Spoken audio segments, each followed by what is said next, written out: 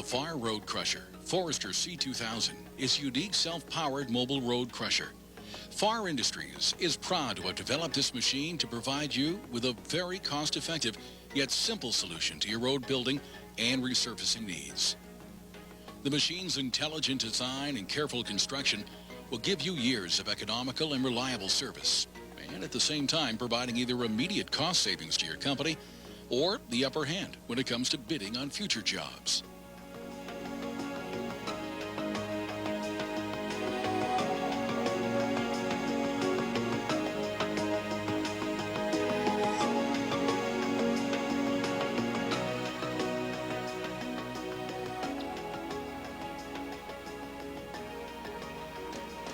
To resurface a road, the road bed is prepared in advance by a grader. It's equipped with a ripper attachment that will create a pile or windrow of rocky material along the center of the road.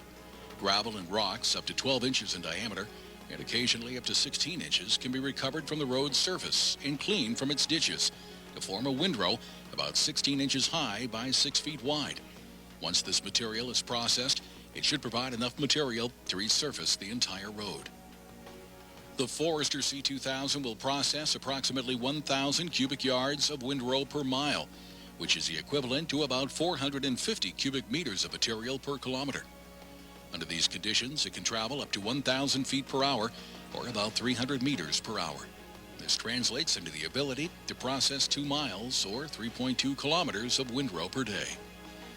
The crusher produces high-quality materials. Most of the crushed materials are between 0.5 and 0.75 inches in diameter, or about 1.25 and 1.9 centimeters in diameter. And there is a good mixture of fines and medium textured materials. This permits good compaction of the road surface.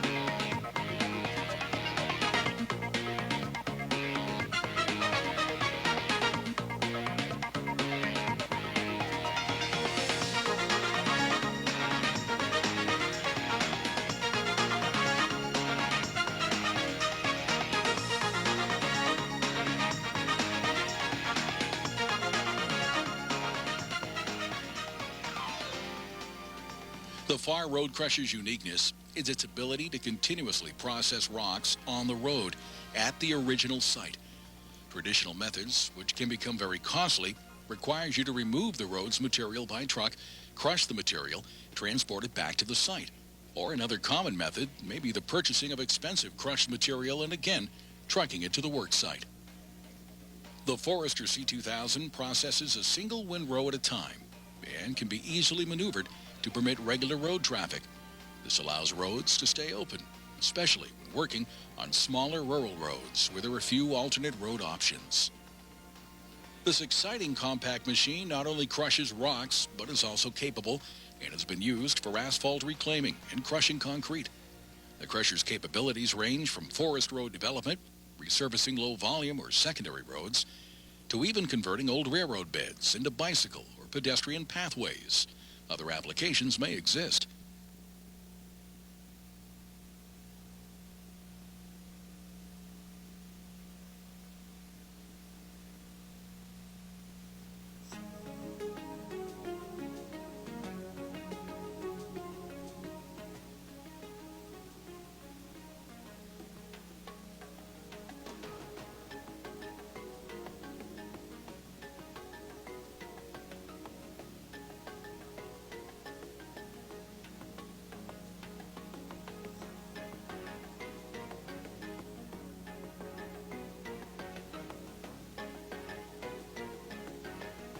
FAHR Industries wants to make it as easy as possible for you to obtain the benefits provided by the FAHR Road Crusher. Thus, you can purchase a machine from us and do the work yourself. Or you can negotiate a contract with our crushing crews to do the work for you. The FAHR Road Crusher, Forester C2000 from FAHR Industries. The most affordable, advanced technology for all of your road crushing needs.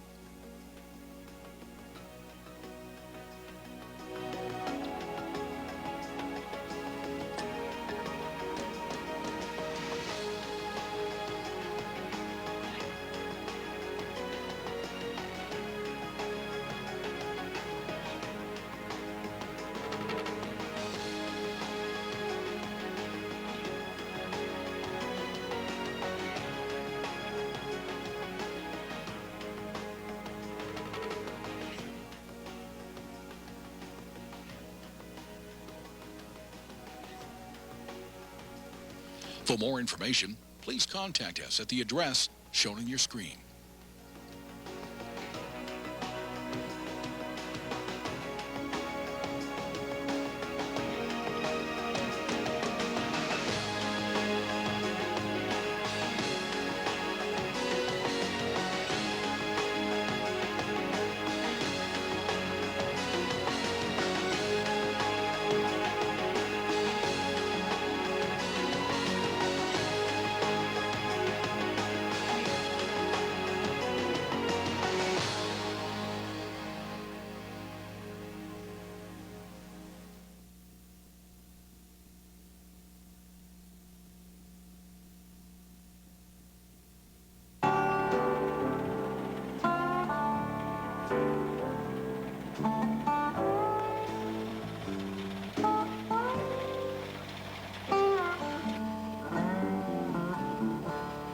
The fact that it will take down big rock and produce something that is drivable at roughly a third or a quarter of the cost of having to bring down in a cushion of crushed rock is a major cost advantage.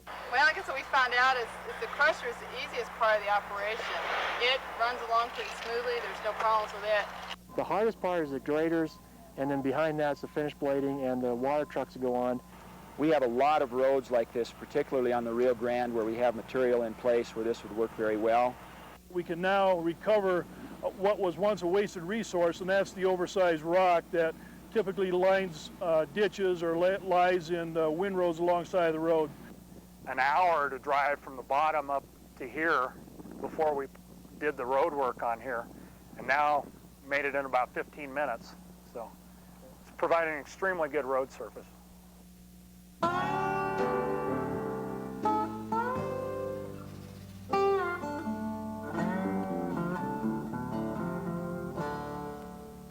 We're in the Chiricahua Mountains right now, and we're doing road restoration on the Onion Saddle Pinery Road.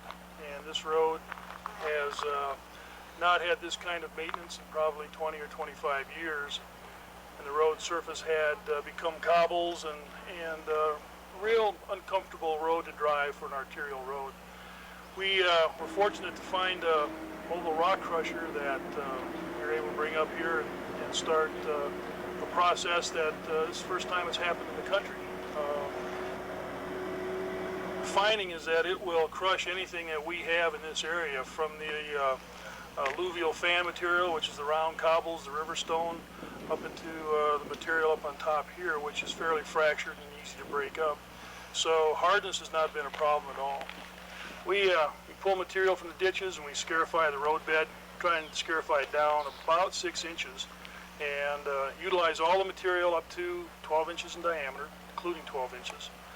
And then windrow that into the middle of the roadway. There we add water in order to keep the dust down and provide moisture to the soil, trying to get the optimum moisture content. At that point, we bring the crusher in, and it makes its pass, and in one pass it takes all of that material and crushes it into between 1 inch and 1.5 inch minus. It runs along pretty smoothly. There's no problems with it. What takes the hard work and the coordination is keeping everything else around it running. We've got 2 motor graders running. What we have to do first thing in the morning is have both of them go ahead of the crusher and rip the road and form the windrow. and get far enough ahead to where the crusher has plenty of work to do so he doesn't end up stopping. The road's very narrow, it's windy. The biggest problem actually is water. It's very dry, it's the driest time of the year, and getting water has been a real challenge. We've got the public traveling on the road, so we have to stop them for upwards of an hour at a time. But most of the people who had to stop have been pretty friendly, and most of them are bird watchers. They stop and watch the birds while they wait.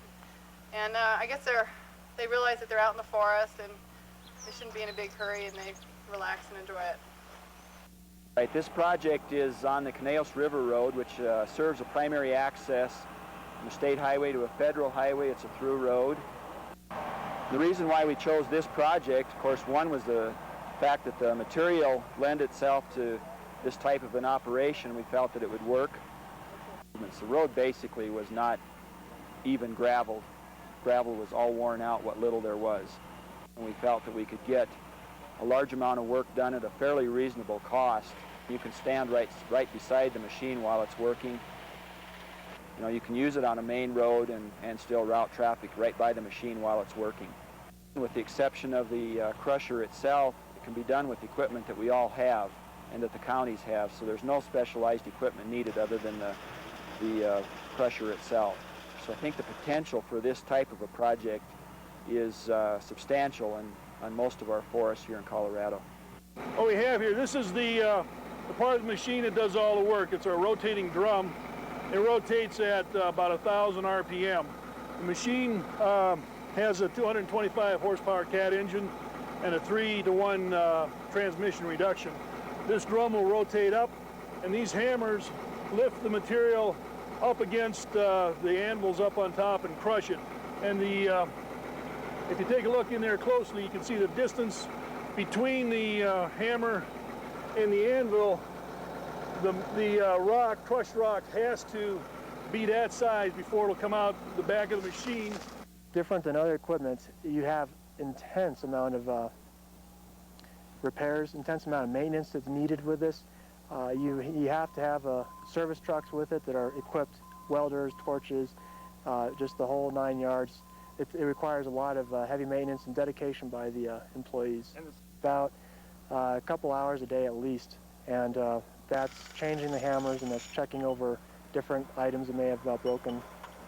The crusher generally undergoes some serious vibration as it goes through the rock and crushes it, and that just tends to pull everything apart over time. Once the material goes through the crusher, we can expect with the new hammers approximately 2 inches in minus.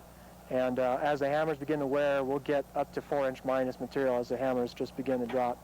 And we usually don't go any more now because by that point we're getting too close to that rotor, and we want to try and protect that rotor. We're out here today on Dixie Mountain Lookout Road for a mobile rock crushing demonstration. Dixie Mountain Lookout Road is on the Plumas National Forest in California. This project has been a partnership between the San Dimas Technology and Development Center, Region 5, our regional office, and the Plumas National Forest. It's a single lane road, fairly steep gradient, going up to Dixie Mountain Lookout. Possible road for us to maintain. With the cobbles and the Donickers in the road, we couldn't blade it anymore. We were looking at almost the total reconstruction if we wanted to do any improvements to this road. Plus the cost of bringing in material to improve this road with the minimal traffic that's on it, it didn't warrant the cost. I'm Tim Pasquale with the Colorado National Forest, equipment operator out of Tucson, Arizona. Here working on the Plumas National Forest, Dixie Mountain Lookout Road. This project is a little different than what we have worked on in previous projects due to the fact it's a level 2 type road. It's not as wide as what we're used to. It's a little different, whereas the windrows are a little more intensive in terms of building them. It takes a little more time. It can be very tedious, but running a crusher, you always got to be aware of changes at the level of the road. You got to constantly be aware of the RPMs and your power unit on your machine, keeping them constantly working together. Ideal size is anything below 16-inch diameter and lower. because of the size of the opening that it feeds into the machine. It does an amazingly good job of breaking up this type of very coarse, rocky material that has been a real maintenance problem in the past on this particular road. The particular rock on this project is it's a mixture of a volcanic rock and a ashy matrix. It's a fairly hard rock. The machine seems to be keeping up at a production rate at it comparable to what they've seen on other projects and what we saw down on the lower part of this project in some of the softer rock. So it seems capable of handling very, very hard rock. My overall impression of this machine is that, you know, it's an excellent tool in a fairly specific type of application where you've got, you know, if you've got roads like this one was where it's very bony, if you've got roads that have a lot of coarse material rock on it, it's ideal because it can give you a surfacing that's not as high a standard as a crushed agate, but it's a suitable surfacing that's a lot better than a very rocky surface for about a half to a third the cost. One of the reasons we picked this road as a demonstration is it was a road that was extremely difficult to maintain. The lookout who drove up and down here, I talked to him when we were up looking at it and considering this road, and he just said, "I'm beating my truck apart." And this was a road that was so bony that you could not maintain it. So the beauty of this tool on this road is it'll come in here and take a section, crush that rock down so that you have a road that is maintainable. We have a lot of remote roads that are, you know, a long way from a commercial rock source, and when you can take a road like this and make it maintainable for $10,000 a mile range, you've got a tool that will work. Before I came, I didn't really have any idea what to expect. You know, I kind of expected what you'd see dumped out of a belly dump, you know, nice graded rock. But of course, we knew that wasn't going to happen. The real test of this road is going to be 2 years from now. When you come back here, has it compacted down? Has it maintained itself? You know, are we able to maintain a drivable surface? I mean, this is an area that does not get extremely heavy rainfall, or else these fines would have washed off this road already. So I think we picked an ideal site. I think the future of this technology really comes into having the technology somewhere in the region. We have 18 forests here that all have a few roads that could benefit from this type of technology.